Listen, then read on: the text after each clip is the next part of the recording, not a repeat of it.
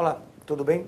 Mais um ciclo de entrevistas aqui no portal Amazonas 1. E o tema de hoje é planejamento financeiro para 2019. Mas para isso, convidamos o professor Geraldo Harbi, que é professor da Universidade do Estado do Amazonas, UEA. Ele é economista, ele é professor do curso de Engenharia de Produção da UEA e tem doutorado em competências essenciais nas organizações. Então, nosso tema é planejamento financeiro. Você já começou a planejar, começou a visualizar quais serão os seus gastos, os seus proventos, quanto é dinheiro que vai entrar em 2019, para onde esse dinheiro vai ter que ir? Você já imaginou quais serão as etapas para conquistar cada um desses sonhos? Isso e muito mais nós vamos então debater hoje com o professor Geraldo Harbi. Professor, obrigado pela sua presença. Eu é que agradeço o convite. Boa tarde, Jorge. Boa tarde para aqueles que nos assistem. Agradeço o convite para que a gente fale um pouco desse tema extremamente importante, que é planejamento financeiro. Professor, começando de antemão, é possível um brasileiro, mesmo com salário mínimo, 2 salários mínimos, começar a se organizar para ter um rendimento financeiro mais adiante? Sem dúvida, é extremamente importante esse planejamento financeiro, porque se nós considerarmos o Brasil hoje com uma população em torno de 208,5 milhões de habitantes, né? Dessa população, nós temos hoje 62 milhões de inadimplentes. Isso significa que são pessoas que consumiram determinados produtos, determinados serviços, bens de um modo geral na economia, e não realizaram seus pagamentos, ou seja, comprar é uma coisa, pagar é outra, né? Então, eu entendo que o planejamento financeiro ele é extremamente importante e ele deve sim começar em todas as camadas da sociedade, ou seja, em todos os patamares, em todos os níveis. Uma pessoa que tem salário mínimo, que ganha salário mínimo, se ela se organizar, né, fizer um planejamento financeiro e viver dentro das suas condições, ou seja, dentro da sua receita, ela tem condição de viver de uma forma, não vou dizer tranquila, mas de uma forma que ela não entre num processo de endividamento. Como então, de que maneira a população pode começar a realizar esse planejamento? Quais são as primeiras etapas para realizar isso, para diminuir a presença dele nos órgãos que fazem o controle de dívidas da população? Certo. Bom, em primeiro lugar, é preciso que se entenda o papel do perfil do consumidor, né? Eu gosto muito de colocar nas minhas aulas, sobretudo de economia empresarial, quando se trata da teoria do consumidor, eu digo sempre aos meus alunos que no Brasil nós temos consumidores e consumistas, né? Uma diferença muito grande. O consumidor é aquele que consome de acordo com as suas necessidades, né? Ele não vai além disso. É aquele consumidor que eu chamo de um consumidor consciente, de um consumidor que vive dentro da realidade e que, normalmente, esta pessoa ela faz um planejamento financeiro. Ela faz o seu planejamento doméstico, o seu orçamento familiar, para que ela possa efetivamente conduzir a sua vida e os seus projetos dentro das suas possibilidades. O consumista é aquele, e lamentavelmente o consumista, ou o consumismo, né, é uma grande parte da população brasileira. É aquela pessoa que consome além das suas necessidades, né, é o consumo extremo. São pessoas que, por exemplo, compram bens de um modo geral, produtos, serviços, e que nunca vão utilizar, né? Então, é preciso que haja, em primeiro lugar, essa consciência, né? Ou seja, eu quero ser um consumidor, né? Hoje eu sou um consumista, mas eu quero mudar a minha vida, né? E eu quero passar a ser um consumidor consciente, que eu vou exatamente adquirir os bens na economia, produtos, serviços, etc. e tal, de acordo com as minhas necessidades. Então, começando, professor, para a gente ter uma ideia clara para os nossos internautas, para as pessoas que nos acompanham aqui no portal Amazonas 1. Eu quero comprar um carro. Certo. Como eu devo planejar para comprar um carro, para não ter um endividamento, não só em relação ao carro, mas também isso ao comprar o carro, eu terei que fazer uma escolha em relação a outros produtos e outros serviços, né? Certo, certo. Bom, essa é sempre a decisão. A gente estuda o efeito demonstração. O que é o efeito demonstração? É você comparar o seu padrão de vida com o do seu semelhante. Isso o brasileiro faz muito, né? O vizinho dele comprou um carro zero, ele também quer comprar um carro zero. E muitas vezes ele não tem posse para isso, né? Então, o que fazer para comprar? Eu quero comprar um carro, é o meu desejo de consumo ter um carro, não é? Eu preciso primeiro saber o seguinte: se a minha renda que eu tenho hoje, ou seja, o meu salário, qualquer tipo de renda, aluguéis, etc. e tal, se ela comporta, por exemplo, dentro do meu orçamento que eu tenho, dos meus gastos, a compra de um carro. Esse é o primeiro ponto.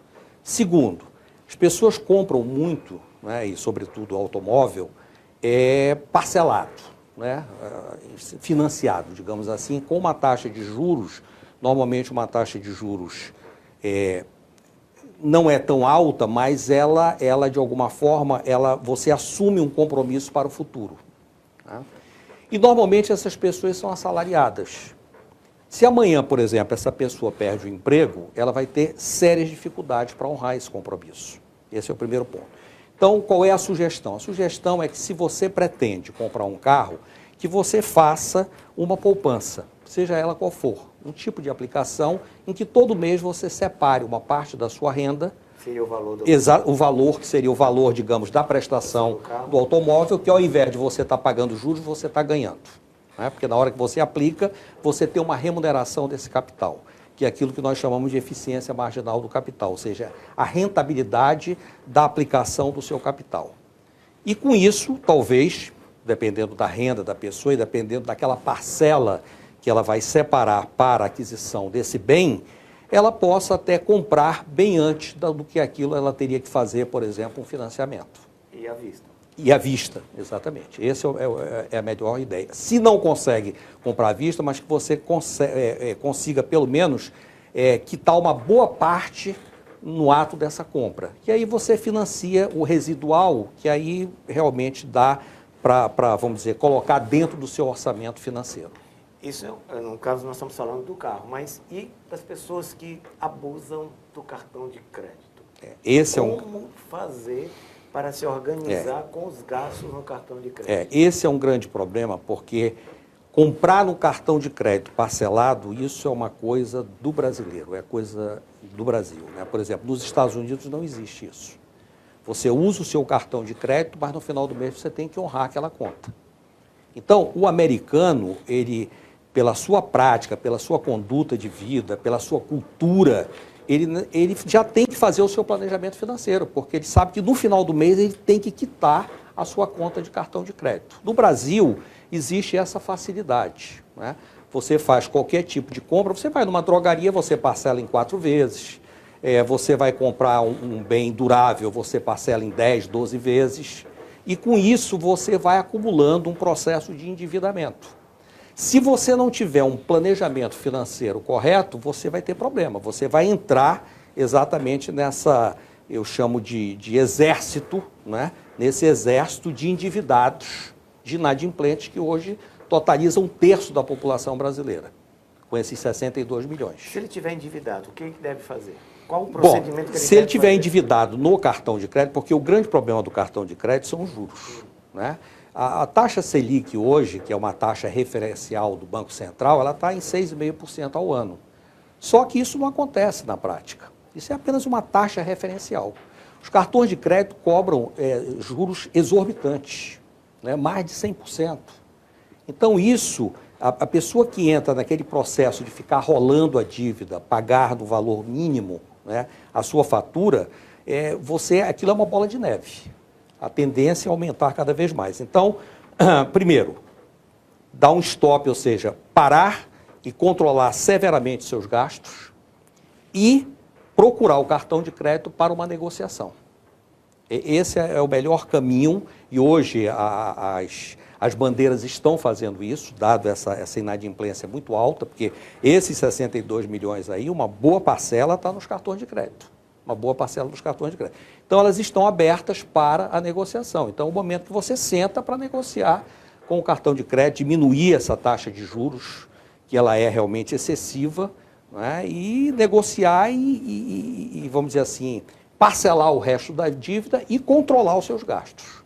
Como a pessoa, como o indivíduo, como a população deve começar a fazer esse controle de gastos? Ele deve colocar no papel, ele deve organizar o que ele compra, como ele deve começar a se proceder nesse... Porque, aproveitando a deixa, professor, tivemos o Black Friday agora há pouco, então as pessoas compraram com produtos com desconto de 20%, 30%, 40%, 60%, mas ainda vão ter que pagar. E vão pagar já agora em 2020. Exatamente. Já começa um ano novo com dívidas novas. E como no Brasil tem essa cultura de você parcelar, você já vai começar 2019 num processo de endividamento. Esse é o fato, né?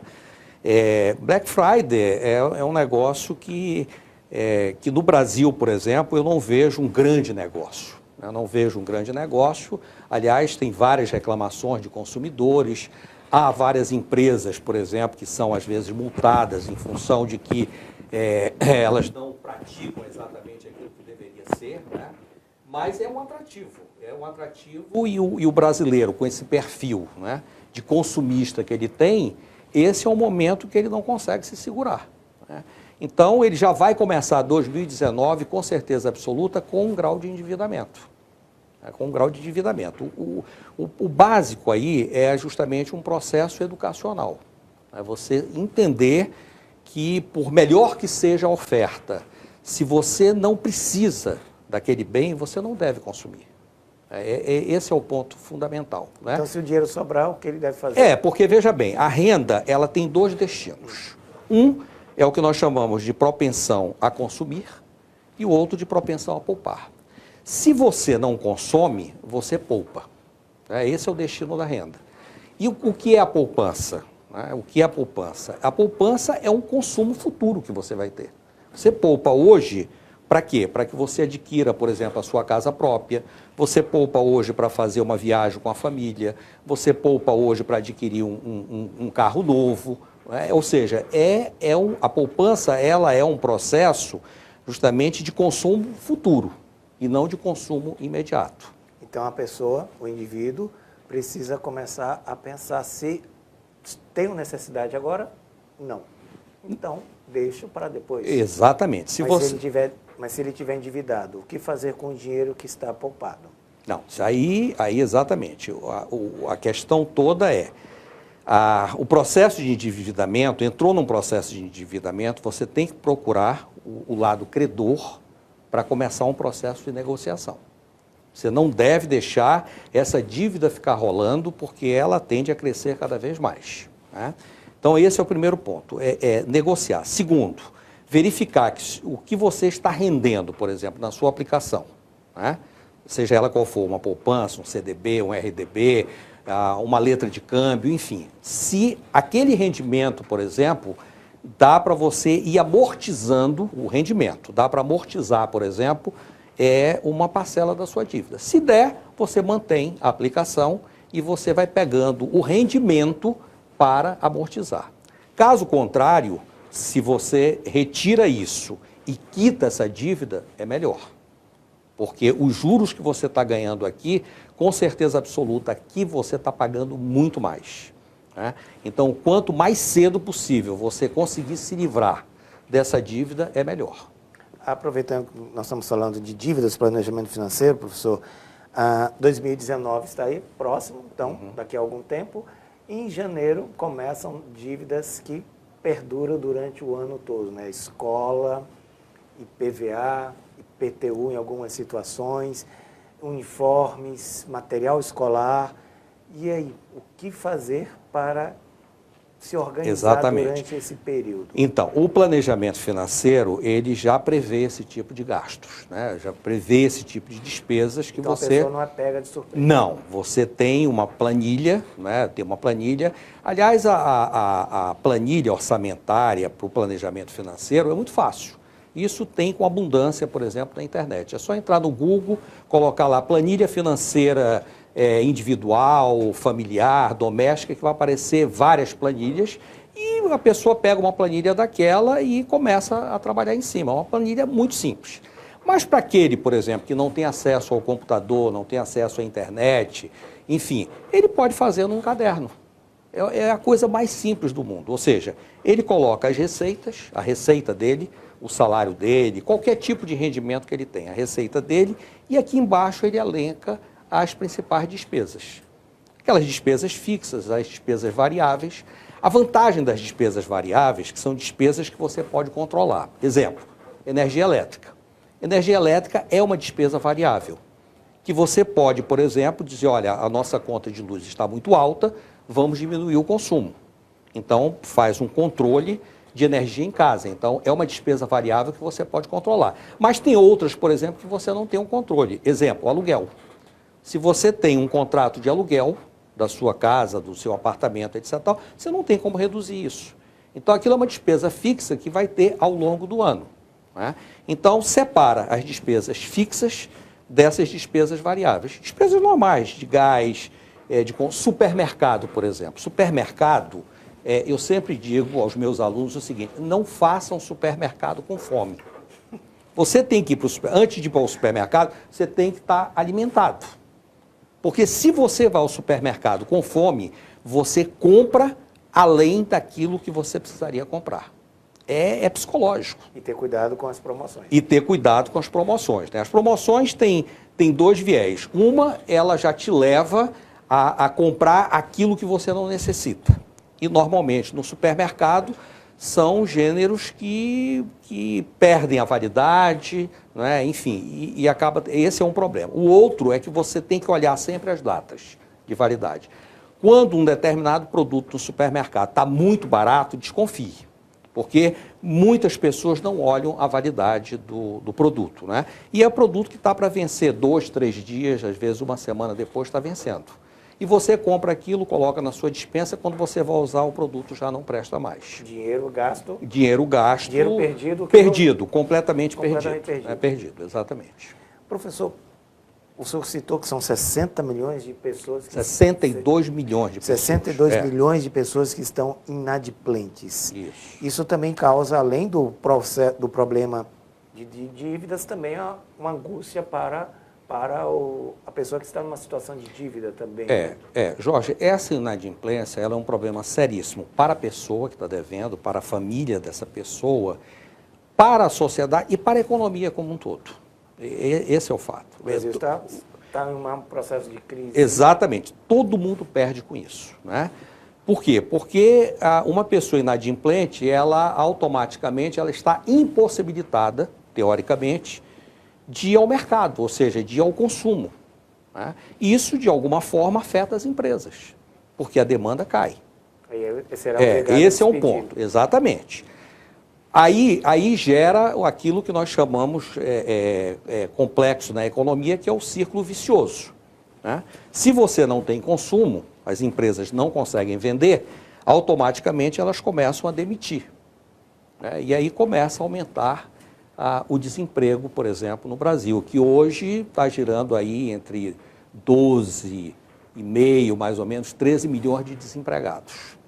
Isso representa 12,6% da população economicamente ativa. O que é a população economicamente ativa? É aquela população que está apta ao mercado de trabalho, mas que não consegue emprego formal.